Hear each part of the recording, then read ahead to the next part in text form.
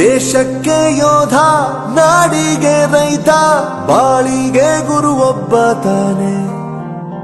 ಅಕ್ಷರ ಕಲಿಸೋ, ಅಜ್ಞಾನ ಅಳಿಸೋ, ಅವನೂನು ಅನ್ನದಾತಾನೆ.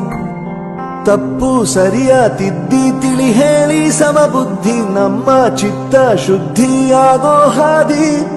ಎಷ್ಟೇ ದೂರ ಹೋದ್ರೂ ಮರಿಬೇಡ ನಿನ್ನ ಬೇರು, ನಿನ್ನ ಸಾಧನೆಗೆಲ್ಲ ಇದುವೇ ಆದಿ.